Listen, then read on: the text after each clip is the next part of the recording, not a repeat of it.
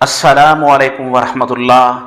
ناظرین کرام، آج کا جو وظیفہ ہے وہ چند مختصر کلمات پر مشتمل ہے۔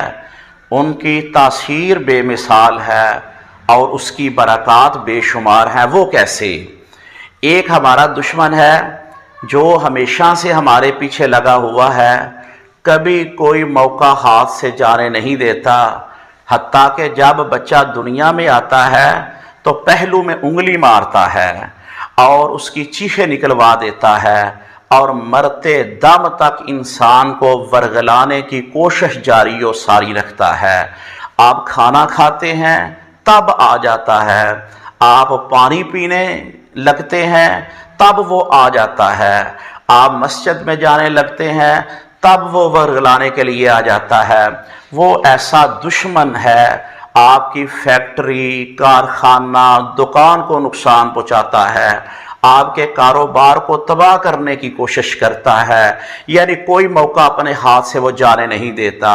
ایسا ازلی دشمن ہے وہ کہ اللہ رب العزت کے سامنے اس نے قسم کھائی ہے کہ میں نہیں چھوڑوں گا۔ اور اب اس کا علاج کیا ہے؟ علاج نوٹ فرما لیں۔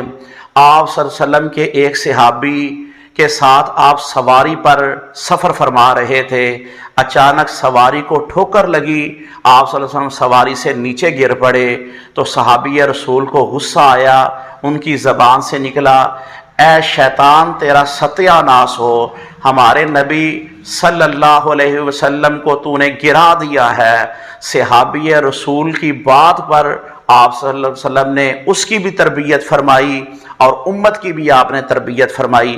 آپ نے فرمایا جب تم میں سے کوئی یہ کہتا ہے شیطان تیرا بیڑا غرق ہو، شیطان تیرا ستیہ ناس ہو، تو نے میرا یہ نقصان کر دیا ہے، شیطان تیرا برا ہو، تو نے مجھے نقصان پہنچایا ہے، تو اللہ کے نبی صلی اللہ علیہ وسلم نے فرمایا شیطان پھول کر ہاتھی کی طرح بڑا ہو جاتا ہے کہ دیکھو میری طاقت ہے، میں انسان کو کتنا بڑا نقصان پہنچا سکتا ہوں۔ آپ نے فرمایا کہ اس دشمن کو ذلیل و رسوا کرنا ہے جو نظر نہیں آ رہا ہے اور ہمارے خون میں وہ ہر وقت دوڑتا رہتا ہے۔ تو اللہ کے نبی صلی اللہ علیہ وسلم نے اس کو خاک آلود کرنے کے لیے ایک نسخہ کیمیا اللہ کے نبی صلی اللہ علیہ وسلم نے بیان فرمایا۔ آپ نے فرمایا جب تم میں سے کسی کو ٹھوکر لگے، نقصان ہو، تو یہ نہیں کہنا چاہیے شیطان تیرا ستیہ ناس ہو، تیرا بیڑا غرق ہو، بلکہ جب ٹھوکر لگے، نقصان پہنچے، اللہ کے نبی حضرت محمد الرسول اللہ صلی اللہ علیہ وسلم نے فرمایا اسے کہنا چاہیے بسم اللہ، بسم اللہ پڑھنی چاہیے۔ آپ نے فرمایا جب کوئی نقصان پہنچے، انسان بسم اللہ پڑھتا ہے تو شیطان سکڑ جاتا ہے اور مکھی کی طرح چھوٹا سا اس کا جسم بن کے رہ جاتا ہے۔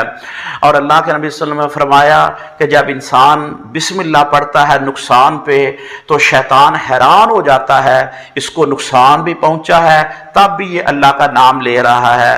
معزز ناظرین کرام، جب بھی نقصان ہو، تکلیف پہنچے تو انسان کو بسم اللہ پڑھنی چاہیے۔ ناظرین کرام، یہ آج کا وظیفہ ہے، مجھے اجازت دیجیے، جلد نئے وظیفے کے ساتھ آپ کی خدمت میں حاضر ہوں گے۔ السلام علیکم ورحمۃ اللہ وبرکاتہ۔